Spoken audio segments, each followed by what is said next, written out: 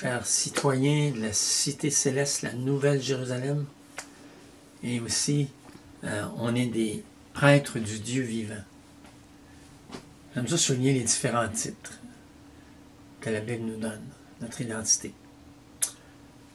Alors bientôt, on va être dans la cité glorieuse. On peut s'imaginer 2 km de long, 2 km de large, 2 km de haut, pavé d'or. N'est-ce pas qu'on a hâte d'entrer dans cette cité? On va voir notre roi glorieux, le Dieu invisible que personne n'a vu, que nul ne peut voir, qui habite une lumière inaccessible, Paul dit. Et on va voir le roi des rois, le Seigneur des seigneurs, le Seigneur Jésus, glorieux. On a hâte. Vous savez, un des points positifs de la COVID, c'est que ça nous dit que notre cité, là, c'est pas vraiment ici-bas. Notre citoyenneté, oui, elle est canadienne, mais elle est avant tout dans les cieux. Et ces situations difficiles nous permettent d'aspirer, de réaliser qu'ici, là, c'est pas ici le bonheur. Le bonheur, c'est dans la présence de Dieu. Oui, on a le bonheur avec Dieu aujourd'hui, mais on a hâte. La COVID nous le rappelle. Peut-être que cette COVID-là t'amène à être comme Élie, qui était déprimé, on a vu la semaine passée. Il avait été déçu, puis il était en pleine déprime. Et Dieu est venu lui communiquer son amour. On espère ce matin que c'est les chants et le message va te communiquer ça. Alors, peut-être que tu es fatigué des restrictions. Moi, je le suis. Peut-être que tu murmures dans ton cœur. Ça m'arrive aussi. Tu as de la difficulté avec le sommeil. Souvent pour moi. Tu te sens seul. Mais il y a le psaume 71, 20 qui exprime « Toi, Seigneur, tu nous as causé, toi, Seigneur, tu nous as causé des épreuves nombreuses et terribles. Mais tu nous rendras la vie et des abîmes de la terre, tu nous feras remonter. Tu relèveras ma grandeur. De nouveau, tu me consoleras. Et je te louerai au nom du luth. Je chanterai ta fidélité. Ô mon Dieu, je te célébrerai avec la harpe. Saint d'Israël, l'allégresse sera sur mes lèvres, car je te chanterai dans mon âme que tu as délivré. » Hein, il commence avec en disant que c'est tough, mais il exprime que à la fin, Seigneur, je vais te louer quand tu vas m'avoir délivré. Cette semaine, le gouvernement du Québec a suggéré à la table interreligieuse de souligner et de prier même pour ceux qui ont œuvré dans le domaine de la santé et qui œuvrent encore, et pour les familles endeuillées à cause de la COVID. Et on voulait communiquer en tant qu'Église, communiquer à la population qu'on tient à souligner notre sincère compassion pour tous ceux qui ont souffert de cette pandémie. Alors Roch, ainsi que son équipe, avec Lorraine, qui a fait la couronne, ils ont bien voulu s'occuper de ce dossier. Tantôt, lors de la rencontre Zoom, on prendra un peu plus de temps pour intercéder à ce sujet. Mais cette photo-là, c'est pour indiquer qu'on a compassion, qu'on pense, qu'on prie pour les gens qui sont dans cette situation-là. Pensez simplement, moi je pense aux parents et aux petits-enfants, qui lorsque leurs grands-parents ou leurs parents ont décédé, n'ont même pas pu saluer une dernière fois leurs parents. C'est terrible un deuil comme ça. Je n'osais pas penser que quand j'ai perdu ma mère, que ça m'aurait arrivé. C'est vraiment difficile. Ces gens-là sont encore dans le deuil, je peux vous le garantir. Pensons aux travailleurs de la santé qui risquaient de graves séquelles constamment. Saviez-vous qu'il y a un examen systématique de 65 études du monde entier qui a impliqué 97 000 travailleurs de la santé, ont révélé qu'1 sur 5 a souffert de la dépression pendant la COVID, d'anxiété, même de symptômes post-traumatiques au cours de la pandémie. 21% dépression, 22% anxiété et 21% stress traumatique. C'est majeur. Quand tu subis un stress traumatique, là, ça veut dire que la situation t'a vraiment troublé. Alors, je vais prier pour les familles endeuillées et les travailleurs de la santé. Ah, Seigneur, on veut vraiment t'apporter ces familles endeuillées, Seigneur, qui regrettent encore le départ de leurs parents, regrettent de ne pas avoir pu leur dire adieu. Seigneur, c'est vraiment difficile. J'aimerais vraiment te demander, Seigneur, dans ta bonté, Père céleste, Dieu de compassion, Dieu de miséricorde, de compassion. Je te demande de venir les visiter, Seigneur. Toi qui es le Dieu des orphelins, le Dieu des veuves, le Dieu des pauvres, le Dieu des endeuillés. On te demande, Seigneur, de venir à leur secours. De venir les entourer, Seigneur, de ta main. Donne-nous des occasions de les consoler et de les encourager, de les écouter surtout. On te prie aussi pour les travailleurs de la santé, Seigneur. Ils sont fatigués. Seigneur, ils vivent d'angoisse. Ils vivent, Seigneur, dans la dépression et même du stress post-traumatique. Ils sont fatigués, Seigneur. Ils sont tannés. J'aimerais te demander, Père, dans ta bonté, de venir les encourager, les fortifier, Seigneur. Les encourager. Mets ta main sur eux. Soutiens-les, Seigneur. Toi, tu soutiens celui qui est abattu. Relève-les, Seigneur. Merci pour leur travail. Leur résilience. Merci, Seigneur. Amen. Maintenant, on va chanter un chant qui s'intitule « Je continuerai », qui parle du désert de lassitude. Afin de nous aider à surmonter cette épreuve avec résilience et courage. Faisons comme les esclaves afro-américains, chrétiens, qui par les chants de lamentation, dans les champs où ils travaillaient, ils ont su trouver force et réconfort dans leurs difficultés. Chantons ensemble.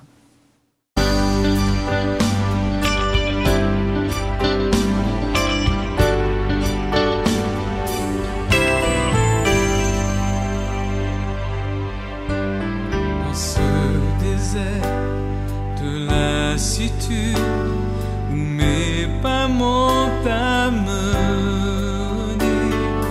quelque part où je ne sais, j'ai dû lâcher ta main. Dans ce silence, je veux me taire et retrouver ta voix.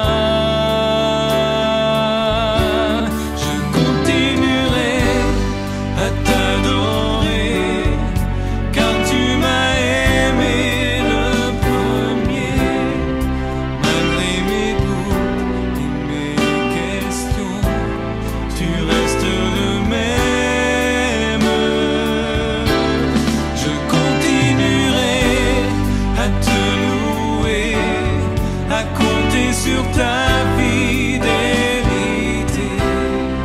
dans le désert de l'abondance, tu m'accompagnes.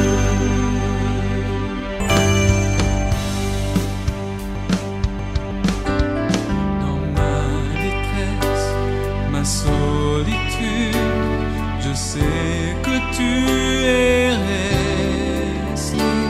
Ce n'est pas toi qui m'as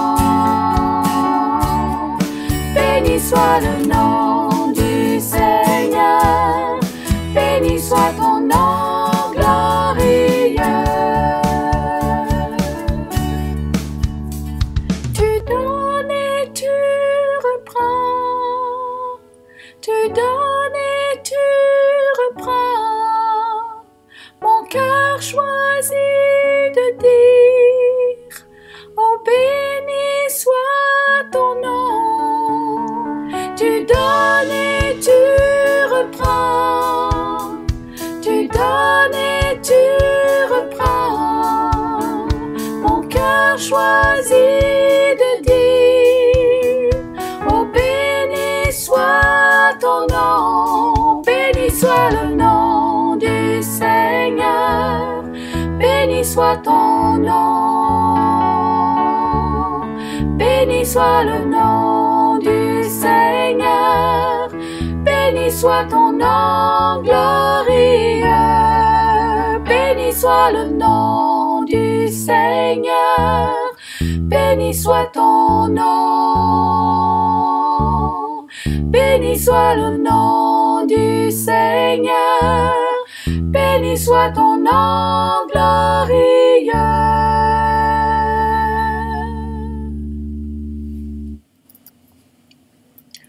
À celui qui nous aime, qui nous a délivrés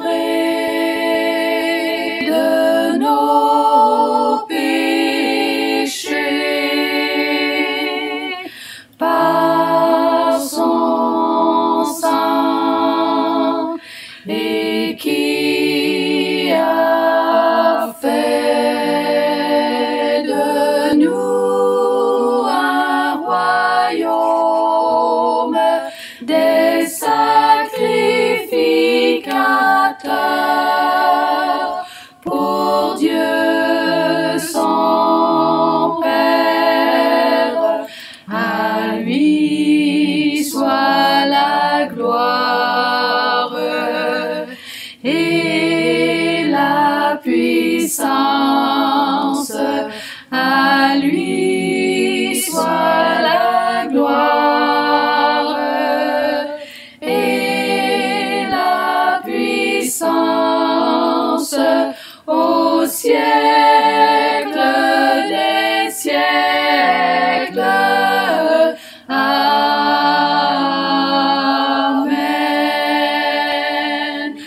Amen.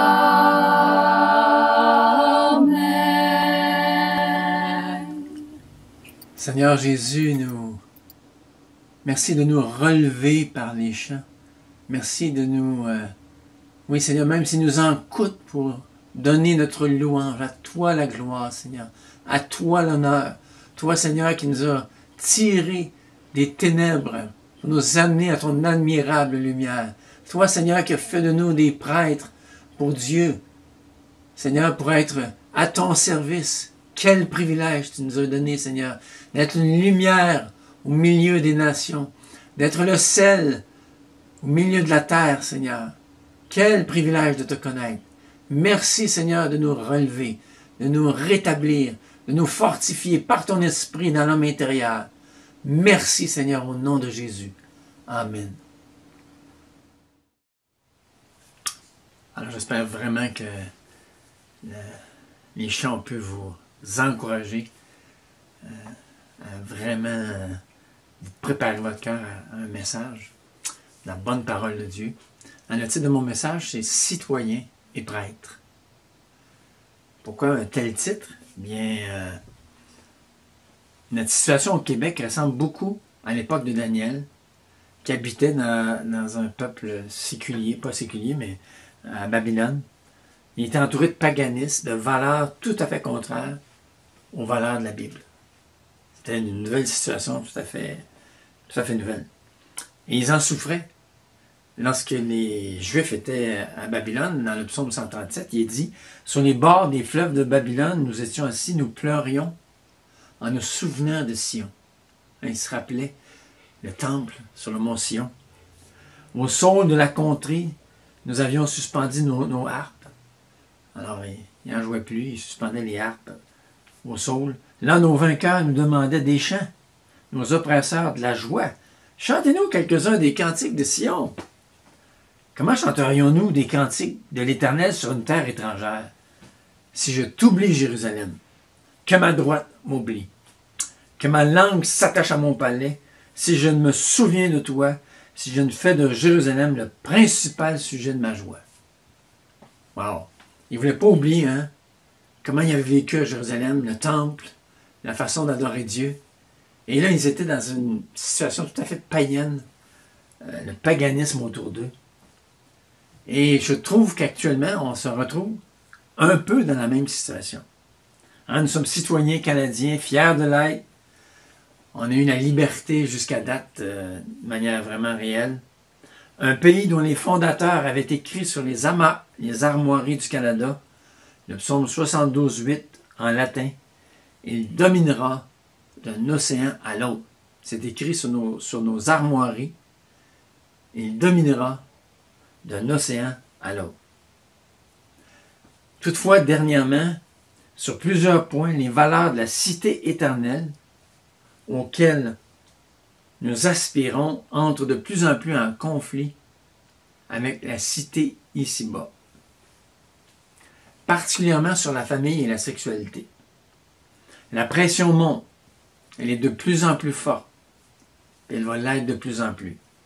Notre association d'église se penche sur le sujet d'une nouvelle loi qui a été votée au Québec, en catimini, et d'un projet de loi fédérale qui entre directement en conflit avec ce que la Bible dit. On désire ardemment vos prières pour que la direction divine nous accompagne. Jésus nous avait avertis dans Matthieu 10, 17-18, avant d'envoyer les disciples évangéliser, il leur demanda sérieusement d'envisager la persécution. Il dit, mettez-vous en garde contre les hommes, car ils vous livreront aux tribunaux, ils vous battront de verges dans leur synagogue. Vous serez menés à cause de moi devant des gouverneurs et devant des rois pour servir de témoignage à eux et aux païens. L'attitude à adopter est celle du verset 16.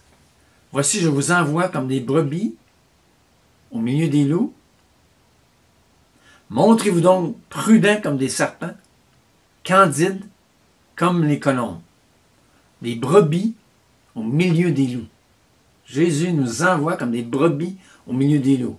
C'est assez clair comme image. Il va y avoir du sang. Le mot grec pour prudent, soyez prudents comme les serpents, veut dire sage, sensé, pondéré. Et le mot grec pour candide, il parle de pureté, d'intégrité. De là la traduction candide, honnêteté, pureté, simplicité. C'est un peu comme Paul quand il a paru devant le Sanhédrin. Puis, ça c'est dans le livre des Actes, plus vers la fin. Et là, il est apporté pour être jugé par le Sanhédrin. Et Paul a été justement prudent comme un serpent, puis candide comme une colombe. Il était sage, sensé. Il a réfléchi, puis il a dit, bon, le Sanhédrin, la Cour suprême d'Israël, est composée de Sadducéens qui ne croient pas à la résurrection et de pharisiens qui y croient fermement. Alors, il s'est dit, quand je vais parler de quoi je suis accusé, parce qu'il avait affirmé que Jésus ressuscitait d'entre les morts, il va dire, mais je suis accusé à cause de la résurrection d'entre les morts qu'on croit depuis nos pères. Et il savait qu'à ce moment-là, la Cour suprême serait divisée. Et c'est exactement ce qui est arrivé. Ils ont commencé à chamoyer, à vouloir presque s'entretuer. Et Paul, il est sorti en vitesse de la rencontre de la Cour suprême. Vous pouvez vous imaginer? C'est assez cocasse quand même comme image. Et Paul a justement mis en pratique ce que Jésus disait. Je crois, chers amis, chers frères et sœurs, que le temps est fini où être chrétien n'était que devenir à un culte le dimanche matin et faire acte de présence. Désormais, il semble évident qu'il y aura un prix à payer. Ces épreuves vont déterminer de plus en plus ceux qui sont chrétiens de nom et ceux qui sont prêts à souffrir pour le Maître. Nous nous retrouverons bientôt, comme dans les années 50, où c'était très mal vu par la société, qui était à ce moment-là extrêmement catholique. Aujourd'hui, on se retrouve comme dans ces années-là, mais c'est l'autre côté du pendule. Une société païenne qui ne tolère plus qu'on lui dise la vérité. La pensée moderne, c'est, écoutez bien ça, la pensée moderne, c'est il n'y a absolument aucun absolu. Il n'y a absolument aucun absolu. C'est intéressant comme idée. On se permet d'être illogique en étant très catégorique sur le fait qu'il n'y a pas d'absolu. Si tu déclares qu'il y a de la vérité, tu vas te faire des ennemis dans notre société. C'est exactement ce que Jésus a dit dans Jean 7,7. Le monde ne peut vous haïr. Moi, il me hait. Pourquoi que le monde, à l'époque de Jésus, haïssait Jésus? Il me hait parce que je rends de lui le témoignage que ses œuvres sont mauvaises. Je déclare aux Juifs qui étaient très religieux qu'ils pêchent, qui sont des murailles blanchies, etc. C'était pas... Il n'y avait pas que le dos de la cuillère. Ces œuvres sont mauvaises. Alors, qu'est-ce qu'on doit faire, nous, comme citoyens et prêtres, citoyens canadiens et prêtres du Dieu vivant, dans un monde qui rejette de plus en plus les valeurs bibliques? Mais je pense qu'on peut tirer modèle, en réfléchissant, on peut tirer modèle des Juifs en exil comme Daniel, le prophète. Les Juifs n'avaient plus de temple, ils ne pouvaient plus offrir de sacrifices dans le temple, qui était essentiel. La captivité, on leur disait, allait durer 70 ans, d'après Jérémie.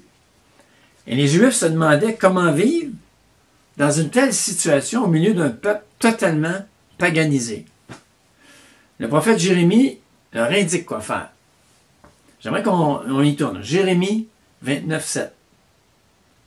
Jérémie 29, 7.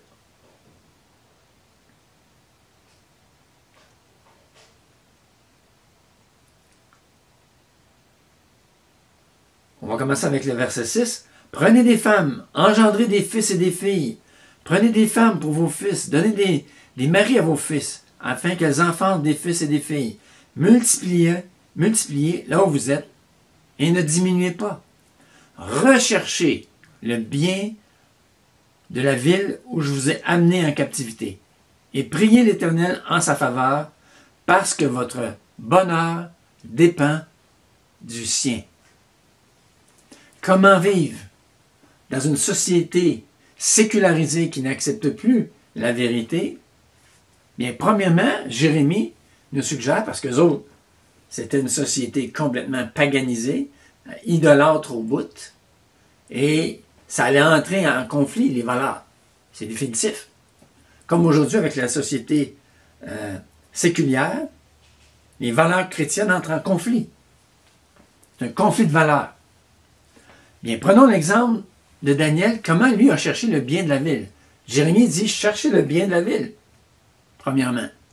Puis on a un exemple vraiment extraordinaire, celui de Daniel, qui était vraiment, il a vécu dans la mentalité, pas dans la mentalité, dans le contexte de Babylone, Babylone païenne, Babylone luxuriante, etc. Une ville incroyable. Jérémie lui dit, Daniel cherche le bien de la ville. Mais comment Daniel a fait ça? Mais premièrement, par son intégrité au travail. Dans Daniel 6,4, il est dit, alors les chefs et les satrapes cherchèrent une occasion d'accuser Daniel en ce qui concernait les affaires du royaume. Mais ils ne purent trouver aucune occasion ni aucune chose à reprendre parce qu'il était fidèle et qu'on n'apercevait chez lui ni faute ni rien de mauvais. Comment Daniel a servi sa ville, Babylone, en étant fidèle dans son travail. Les gens ont recherché, ils ont essayé d'avoir sa peau, puis pour avoir sa peau, ils ont essayé de trouver quelque chose dans la vie de Daniel qui pouvait l'accuser, qui pouvait le condamner. Puis ils ont eu beau regarder tous les dossiers, regarder toutes les situations, regarder sa vie, Daniel était fidèle. Il ne pouvait rien trouver. Il cherchait des poux sans pouvoir l'accuser. Ils n'ont rien trouvé. Il était à l'heure au travail. Les dossiers étaient bien faits. Ses relations interpersonnelles étaient saines. Sa relation avec les autorités était dans la soumission et le respect. Il ne pouvait rien leur reprocher. Alors, on va le voir plus tard, mais ils se sont dit, on va chercher quelque chose dans la loi de son Dieu. Donc, le principe, c'est recherche le bien de la ville dans ton travail. Être fidèle là où tu es. D'être une lumière dans une ville où les valeurs sont différentes. Mais une chose importante, il faut voir d'où venait cette fidélité extraordinaire dans la vie de Daniel. Premièrement, dans Daniel 1,17, il est dit que toute cette sagesse qu'il avait, cette intelligence, avait été donnée par Dieu, à lui et à ses amis. Les capacités qu'il avait reçues, qu'il allait mettre au service de la ville de Babylone, il les avait reçues du Seigneur. Hein? Il dépassait, ces 4 hommes ces 4 jeunes gens avaient de la connaissance, de l'intelligence dans toutes les lettres et de la sagesse. Même Daniel expliquait toutes les visions et tous les songes. Il était prophète. Donc, on voit qu'il reconnaissait que ça venait du Seigneur. La première chose. S'il était si fidèle dans son travail, c'est que Dieu lui avait donné les capacités au niveau du travail. Ensuite, le décret du roi déclarait qu'il tuerait quiconque de ses sages ne lui dirait pas quel était son songe et le sens du songe. Et on voit que Daniel encore, la raison pourquoi il était fidèle, il est allé dans sa maison, hein, vous vous souvenez de l'histoire, Nebuchadnezzar, il dit « Explique-moi quel songe j'ai eu. » Fait que là, les satrapes, ils disent « Donne-nous le songe. » Non, non, non, je ne vous le donnerai pas. Si vous avez une intelligence supérieure, vous allez trouver c'est quoi le songe, puis vous allez me donner l'explication du songe. Fait que les satrapes disent, ça se fait pas. Mais si vous n'êtes pas capable, je vous coupe toute la tête. Un roi assez direct, merci. Hein? Alors donc là, Daniel est au courant de ça. Puis il s'en va trouver ses amis, ses compagnons. Donc il travaille en équipe. Il engage ses compagnons à implorer, intercession, la miséricorde du Dieu déçu, afin qu'on ne fît pas périr Daniel et ses compagnons avec le reste des sages de Babylone.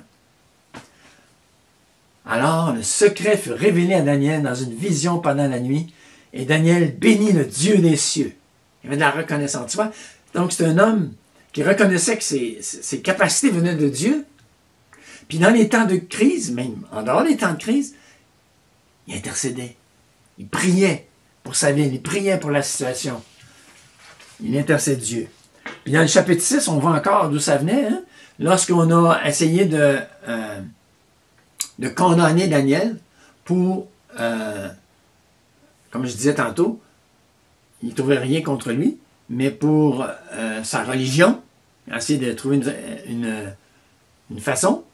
Puis donc, ils ont trouvé, parce que Daniel, il allait être intègre, et quand il était condamné à mort, pour prier autre chose que la statue du roi de Babylone, bien, Daniel ouvre ses portes dans la direction de Jérusalem.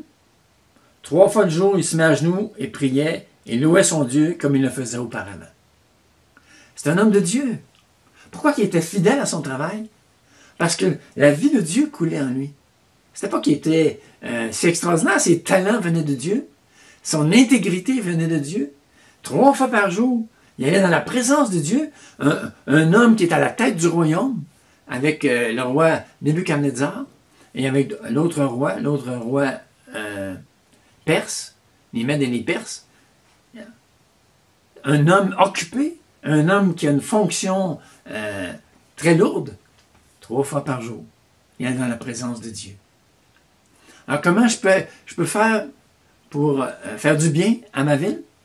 Mais d'être fidèle à mon travail, en amenant avec moi la présence de Dieu. En amenant la présence de Dieu où je suis. Partout autour de moi. Ensuite, comment rechercher le bien de la ville? Bien, par sa sagesse et son réalisme. Ta sagesse et ton réalisme dans une situation conflictuelle est très importante dans une situation où les valeurs se confrontent. C'est intéressant, on peut comprendre des principes bibliques avec Daniel. Hein, dès son jeune âge, il a été réaliste. Lorsqu'on lui a demandé de manger les mets du roi pour se préparer dans sa formation, Daniel, il a vu qu'il y avait un conflit de valeurs. Pourquoi? Parce que les mets du roi, c'était pas de la nourriture cochère, juive, que la loi juive acceptait. Puis ça aussi, puis la plupart du temps, les viandes étaient sacrifiées aux idoles babyloniennes. Et Daniel voit un conflit tout de suite. Et là, il va trouver une solution pour ne pas compromettre sa foi, d'un côté, mais offrir un ajustement raisonnable. Un ajustement raisonnable, c'est un terme assez québécois, hein? Il propose un ajustement raisonnable. Pourquoi? Parce que de manger les mets du roi, c'était d'être souillé. Puis il était résolu de cœur à suivre le principe de la loi de Dieu. Déjà dans son jeune âge. Il dit, moi je veux suivre ce que Dieu me dit. Il avait un témoignage de vie positif auprès de ses compagnons. Sa protestation a été courtoise. Il l'a fait d'une manière courtoise. Puis il était prêt à renoncer. Renoncer à même manger de la viande pendant plusieurs semaines. Et comment il s'y prend? Bien, il fait appel aux différents échelons d'autorité. C'est son approche. Il commence par les échelons inférieurs. Il va voir celui qui est chef de celui qui distribue la nourriture, puis il propose quelque chose. Hein? Il lui dit, moi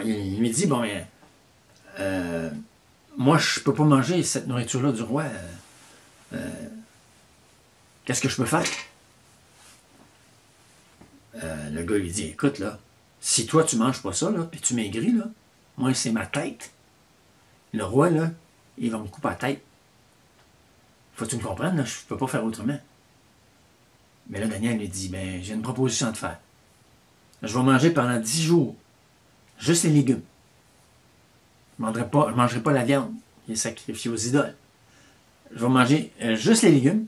Puis si tu vois que je maigris, le deal ne marche pas. Mais si tu vois que je n'ai pas perdu de poids, puis que j'ai l'air en aussi bonne santé aux yeux du roi de Babylone, ben, on a un deal. Et celui qui était en autorité sur lui dit, OK, d'accord, on essaye ça. Non, mais vous, il était pratique dès son jeune âge.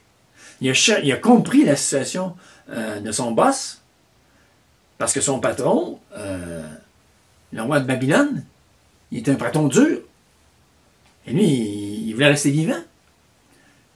Daniel voulait garder sa foi, garder ses principes. Il lui propose un deal. Et finalement, Dieu a honoré ce deal-là.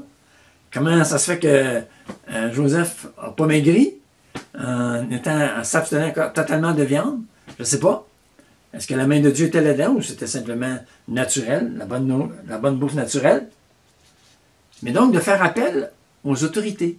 C'est ça le principe. Comment être une bénédiction? Comment rechercher le bien de la ville? Bien, de chercher des accommodements raisonnables dans mes relations avec l'autorité, à ton travail, autour de toi, la manière que tu vis.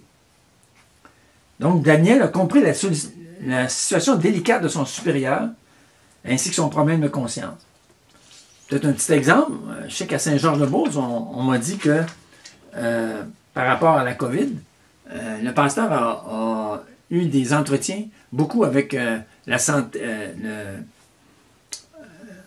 ceux qui s'occupent de la santé dans la région, puis avec le maire. Il est très en bonne relation. Et quand est venue la situation de la COVID, il a pu faire appel à la situation régionale et avoir des permissions que d'autres régions n'ont pas. C'est un peu ça l'idée. C'est que tu as un bon témoignage auprès de ceux qui t'entourent et ça te permet de faire des deals. Alors, on a aussi un autre exemple. Quelques années plus tard, quand Nebuchadnezzar il a eu son songe névrotique, je l'appellerais comme ça, la statue qui allait être détruite. Et là, il dit, dites-moi mon songe, puis si vous ne dites pas le songe puis son explication, vous allez tous mourir. Daniel va voir le subalterne pour comprendre et ensuite va courageusement voir le roi pour demander du temps. Dans Daniel 2, il est dit, la sentence fut publiée, les sages étaient mis à mort. Ah, ils sont en train d'être mis à mort, là. Et là, on cherchait Daniel et ses compagnons pour les faire périr. Oh, c'est dangereux. Ils sont poursuivis, ils sont pourchassés. Ils vont mourir. Alors Daniel, le texte dit, s'adressa d'une manière prudente et sensée à Arjoc, chef des gardes du roi, qui était sorti pour mettre à mort les sages de Babylone. Il dit, pourquoi? Il lui dit, pourquoi la sentence du roi est-elle si sévère? Je ne comprends pas. Explique-moi. Alors, le commandant des gardes du roi, il lui explique. Puis là, Daniel, courageusement, il court après lui, là. Daniel courageusement se rendit vers le roi et le pria de lui accorder du temps pour donner au roi l'explication. Encore là, il y a un deal. Monsieur Nebuchadnezzar, donnez-moi du temps. Donnez-moi une semaine. Je vais vous revenir avec l'explication. Si je ne vous reviens pas, ben... Alors, voyez-vous, accommodement raisonnable. Tu fais appel à l'autorité. Tu demandes au Seigneur la sagesse. Donc ça, c'est une deuxième façon de rechercher le bien de la ville, par être sage et réaliste. Comment rechercher le bien de la ville? Par ton désir de servir la cause du peuple de Dieu. On a vu donc, par son intégrité au travail, par sa sagesse, qui était réaliste, mais aussi, dans une situation de contexte de conflit, par le désir de servir le peuple de Dieu. La priorité de Daniel, c'était de servir son peuple à travers son poste. Dieu l'avait placé en position d'autorité pendant toute sa vie. Il a vécu sous l'Empire babylonien avec Nebuchadnezzar, avec le fils de Nebuchadnezzar, Belshazzar, et il a risqué sa peau à 3 reprises. Avec les 2 empires. 3 reprises, il a risqué de mourir. La nuit où l'empereur des Mèdes a conquis les Babyloniens, Daniel est encore placé en position d'autorité. On ne voit jamais ça. On change de parti. Le responsable reste en place. C'est assez rare. Il avait pourtant été placé en position d'autorité dans l'empire ennemi. Il a risqué sa peau avec les lions, avec le nouvel empire. Cet homme a traversé les empires les uns après les autres. Dieu l'a protégé comme témoin jusqu'à un âge avancé, probablement autour de 80 ans, d'après le dictionnaire Zondervan.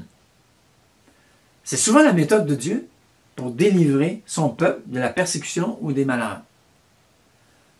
Joseph avec la famine en Égypte, Moïse en Égypte avec la persécution, l'esclavage et le meurtre des enfants, Esther et son oncle Mardochée, Dieu les avait placés en autorité avec Assuérus, le Perse, et contre le Naman et son plan de génocide contre les Juifs. Alors c'est souvent Dieu qui nous place dans des positions stratégiques qu'on peut influencer et aider le peuple de Dieu à cause de la position que Dieu nous a donnée. Peut-être que tu es quelqu'un qui a une position dans une compagnie, peut-être que tu as une position d'autorité quelque part, et Dieu peut t'utiliser, comme il a utilisé Daniel, comme il a utilisé d'autres, pour rechercher le bien de la ville, et de rechercher à travers ça aussi le bien du peuple de Dieu. Donc, on a vu comment vivre dans la ville séculière en tant que citoyen, en recherchant le bien de la ville. Donc, comme citoyen, c'est ça qu'on doit faire. Rechercher le bien de la ville où on est.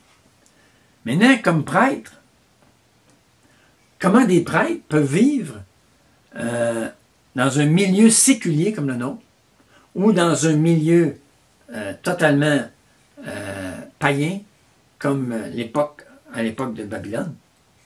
Bien, le texte de Jérémie qu'on avait lu au début, il nous donne le deuxième principe. Il avait dit, premièrement, rechercher le bien de la ville. Deuxièmement, priez l'Éternel en faveur de la ville, parce que votre bonheur dépend du sien.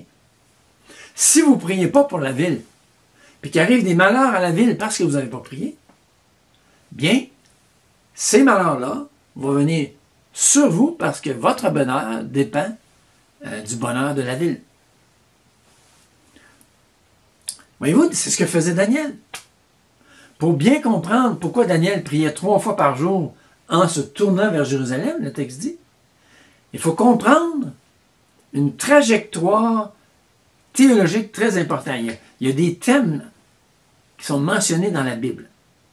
Les trajectoires, le temple, la prêtrise, on en parle partout, dans les prophètes, dans le Nouveau Testament, etc. C'est des thèmes qui reviennent tout le long de l'Ancien Testament jusqu'au Nouveau Testament, même jusque dans la gloire.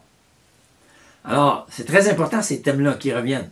Pourquoi? Parce que ça nous pointe dans la direction de la Nouvelle Alliance, de comprendre c'est quoi notre rôle.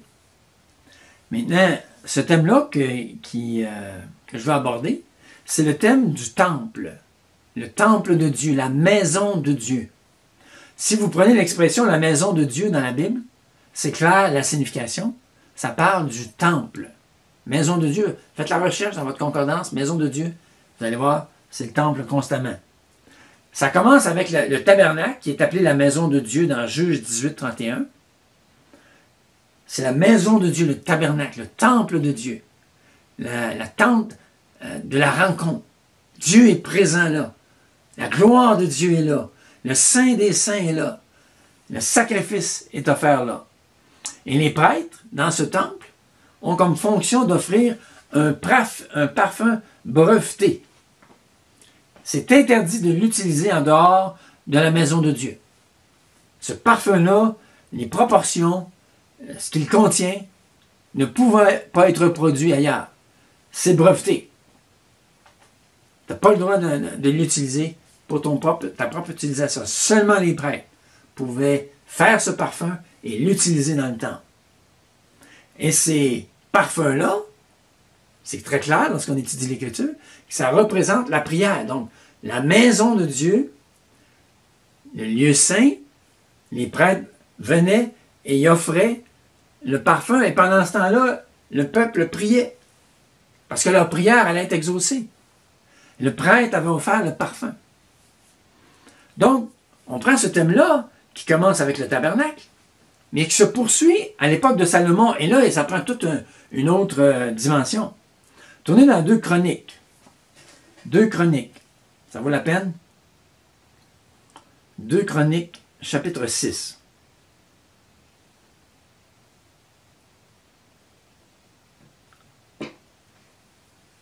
Verset 19. C'est la dédicace du temple, du premier temple. Donc David voulait construire un temple à l'Éternel, mais c'est Salomon qui va le construire parce que David avait eu trop de guerres et Dieu jugeait que c'était pas lui qui allait construire le temple à cause de ça. Et donc, Salomon construit le temple, un temple magnifique, et il fait la dédicace de ce temple-là. Mais ce qui est frappant, c'est dans le chapitre 6, verset 19, à la dédicace, alors tous les Juifs, les prêtres, tout le monde est là, la foule est là, c'est immense. Toutefois, Éternel, voici ce qu'il prie à la dédicace du temple. Toutefois, Éternel mon Dieu, sois attentif à la prière de ton serviteur et à sa supplication. Écoute le cri et la prière que t'adresse ton serviteur. Que tes yeux soient jour et nuit ouverts sur cette maison, sur le lieu dont tu as dit que là serait ton nom. Écoute la prière que ton serviteur fait en ce lieu. Il va faire une prière devant tout le monde, devant tout le peuple, une prière assez longue. Puis là, il prie, et il dit, Seigneur, sois attentif à la prière faite en ce lieu. Et si tu regardes la prière qu'il va faire, c'est vraiment intéressant parce que il énumère dans sa prière toutes sortes de prières faites en ce lieu, qui vont être faites dans le futur en ce lieu. Et il demande à Dieu que chacune de ces prières-là soit exaucée. Dans 6,23, il dit, Seigneur, fais justice à ton peuple. Écoute-le des cieux. Agis quand ton peuple va te demander que justice soit faite. Quand ton peuple va être, dans 6,25, quand ton peuple va être battu par l'ennemi parce qu'il a péché. L'ennemi a pris contrôle de ton peuple, comme dans les juges. Et Seigneur, lorsque ton peuple va se repentir, va voir que c'est à cause des péchés que l'ennemi a pris contrôle, il dit, exauce-le des cieux, Seigneur, quand ils vont te demander pardon. Exauce-les des cieux, libère-les de leurs ennemis. Dans 6,26, il dit, quand il va y avoir la sécheresse et que ton peuple se repent, Seigneur, pardonne. Exauce-le des cieux, puis enlève la sécheresse. Dans 6,30, quand il va y avoir des pestes, la famine et des pestes, il prie dans 6,30, il dit, exauce-les des cieux du lieu de ta demeure et pardonne. Et donc, enlève la peste et la famine. Dans 6,32-33, il dit quand même, quand l'étranger, qui n'est pas de ton peuple d'Israël, viendra d'un pays lointain, car il viendra prier dans cette maison, exauce-le des cieux. Et dans 6,35, quand quand ton peuple, Seigneur, va combattre contre leurs ennemis, parce que les ennemis vont les attaquer. Exauce des cieux leurs prières et leurs supplications. Fais leur droit. 7 requêtes, les unes après les autres. Et la dernière, excusez,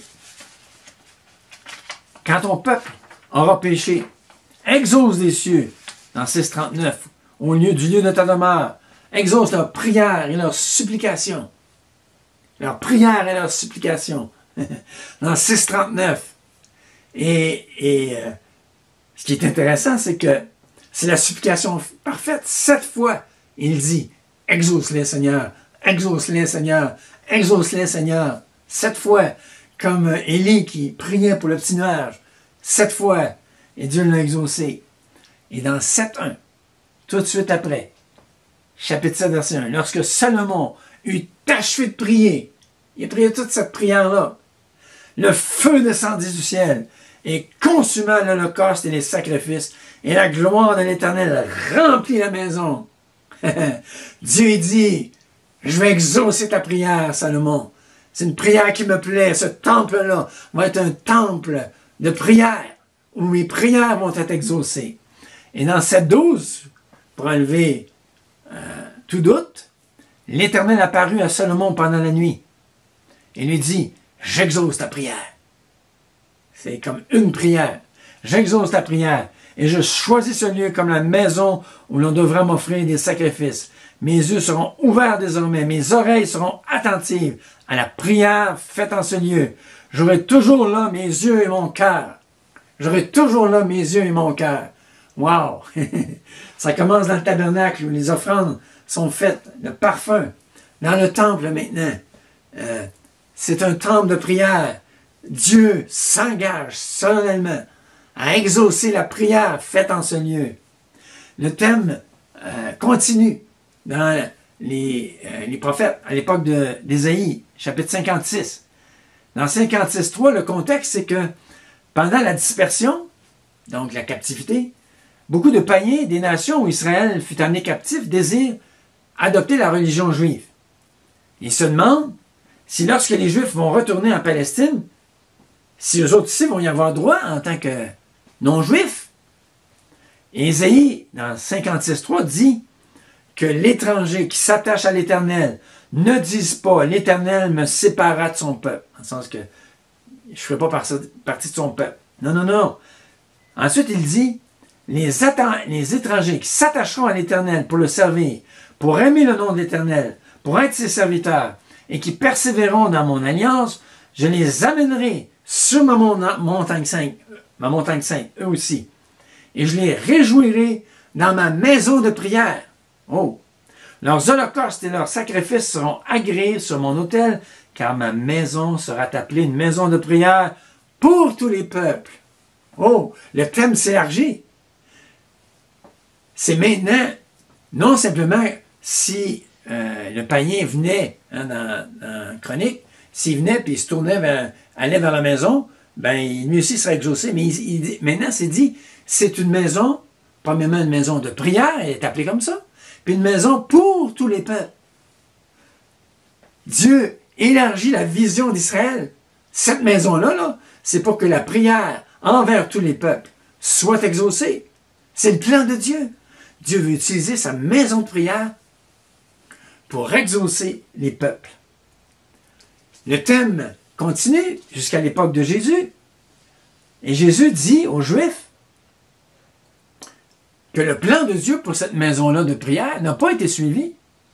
Il leur dit, il est écrit dans Matthieu 21.13, ma maison sera appelée une maison de prière, mais vous en faites une caverne de voleurs. C'est intéressant.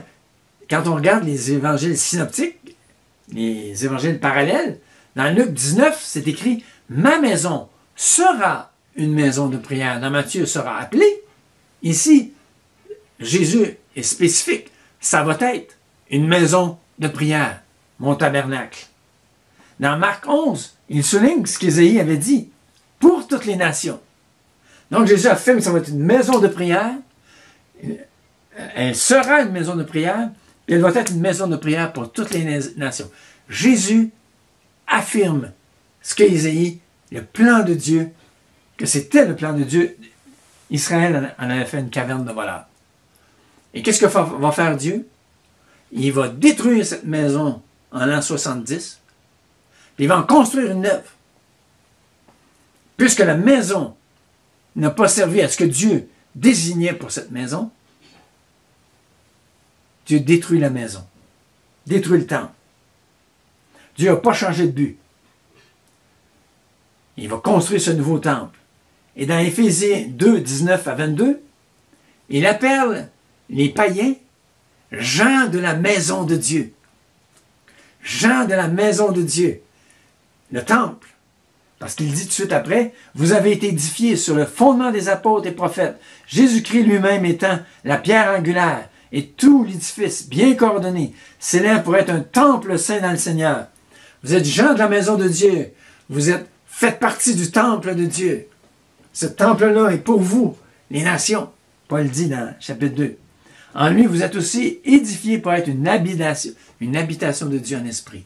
Donc le thème s'affermit. Une maison de Dieu pour tous les peuples.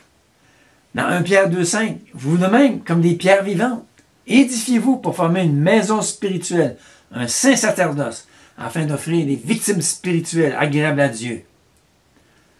Et dans 1 Timothée 3,15, c'est très important. Et dans 1 Timothée 3,15, c'est là que ça se joue. Paul dit à Timothée, « Mais afin que tu saches, si je tarde, comment il faut se conduire dans la maison de Dieu, qui est l'église du Dieu vivant, la colonne et l'appui de la vérité. » Ici, dans 1 Timothée 3,15, Paul déclare le plan de Dieu pour la maison de Dieu, qui est le temple. Timothée, tu vas savoir comment te conduire dans le temple. Toutes les instructions dans Timothée, c'est comment se conduire dans la maison de Dieu, le temple sacré de Dieu. C'est la même expression. L'Épître entière est axée sur cela. J'ai souvent entendu dire ici que Paul parlerait de la famille. Mais l'image n'est pas du tout celle de la famille. L'expression maison de Dieu, comme je l'ai mentionné, est celle du temple sacré. L'Église et Paul montrent à Timothée comment se conduire dans le temple. Une conduite digne de la présence divine. Et ça donne tout un punch quand on comprend ça. Et ça éclaire puissamment ce qu'il enseigne au chapitre 2e. Comment se conduire dans la maison de Dieu. On comprend alors l'exhortation. J'exhorte donc dans la maison de Dieu, avant toute chose, à faire des prières, des supplications, des requêtes, des actions de grâce pour tous les hommes. Paul emprunte même les termes de Salomon dans la chronique, des prières, des supplications. Quand ton peuple va faire des prières, des supplications. Donc Paul il dit, j'exhorte avant toute chose que la maison de Dieu, l'église du Dieu vivant, soit la maison de prière pour toutes les nations, pour tous les peuples. Pourquoi? Parce que vous allez prier pour les rois, les autorités, afin qu'on vive paisiblement. Cela est bon et agréable devant Dieu, notre Sauveur, qui veut que tous les hommes soient sauvés et parviennent à la connaissance de la vérité. Est-ce qu'on voit la trajectoire? Israël n'a pas obéi à l'ordre que cette maison de Dieu devait avoir. Ce temple devait être avant tout une maison de prière. Et Dieu a rejeté le merveilleux temple d'Hérode. Il y avait une structure extraordinaire. Dieu n'était pas impressionné. Dieu n'est pas impressionné par nos bâtiments. Lui, son plan, c'est que cette maison soit une maison de prière. Dieu a établi des prêtres dans cette maison. C'est nous. Pour offrir le parfum. Tout va ensemble, voyez-vous. On est une maison de prière. On est des prêtres qui offront le parfum qui sont les prières des saints. Dieu s'est solennellement engagé à répondre aux prières faites en ce lieu. Est-ce qu'on croit ce que Dieu dit à Salomon? Je vais être dans ce lieu et je vais répondre aux prières qui vont être faites. Ma présence va être là constamment, nuit et jour, pour répondre aux prières qui vont être faites là. Et ce qui est intéressant, c'est que même dans Jean 1, Jésus lui-même, c'est le tabernacle. Dans Jean, il a habité parmi nous, le mot là, c'est tabernaclé. Jésus, c'est le temple. Construisez ce temple, et je le reconstruirai en 3 jours. Lorsque je vais ressusciter, je vais être le temple de Dieu. Je vais être le temple de Dieu. Et l'Église, c'est le temple de Dieu qui est mon corps.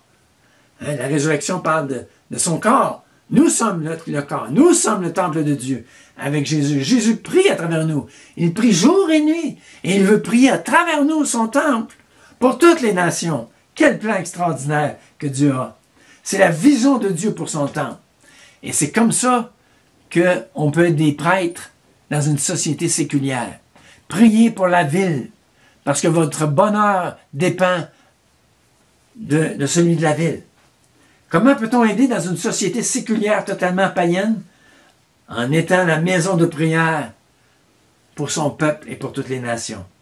Toutes sortes d'initiatives sont faites. À Coansville, ils ont fait un site web de prière. Les non-croyants peuvent demander la prière et ils sont tous organisés afin que quelqu'un soit toujours en prière pour cette prière-là. Façon de le faire. À Magog, l'ancien pasteur, c'était un homme de prière. Il fait partie du mouvement 24/7. Son église a 6 groupes de prière d'une dizaine de personnes. Le leader à qui j'ai parlé m'a dit, le pasteur nous l'a si souvent répété, que la prière, c'est essentiel. Il y a le mouvement de prière, 24 heures sur 24. Les frères et sœurs en prière. Hey, est-ce qu'il y a un moment plus important actuellement que le Québec a besoin qu'on accomplisse le plan de Dieu pour l'Église de Dieu, de devenir une maison de prière? La persécution s'en vient. La réponse du réveil sera la réponse de Dieu. Le réveil, c'est-à-dire, va être la réponse de Dieu. À Dormanville, il semble y avoir un réveil actuellement de repentance. Dieu est à l'œuvre. Que le feu descende du ciel et anime les prêtres que nous sommes, afin que Dieu puisse bénir les villes qui nous environnent. Nous, on a les GI, pour les enfants éloignés, pour les besoins de l'Église, pour les autorités. Il y a besoin de GI pour des conversions, des moments de prière dans les groupes de maison pour les perdus. Et actuellement, il y a une possibilité que je rencontre tous les dirigeants des associations d'église pour leur présenter le projet de prière 24/7 et leur présenter la plateforme, afin qu'eux-mêmes, toutes les associations évangéliques, puissent prier jour et nuit. Vous imaginez ça? Prier pour cette rencontre-là, qui n'est pas certaine encore, mais Louis va le proposer, Louis Bourque, et ça peut être une porte ouverte, afin que toutes les églises soient en prière, jour et nuit, comme Dieu veut que ce soit. Oh, que Dieu nous aide. Et prions pour que Dieu suscite des chrétiens intègres dans tous les paliers du gouvernement municipal, provincial, fédéral, mais avec des hommes et des femmes qui vont être intègres. Que Dieu vous bénisse et que Dieu nous aide.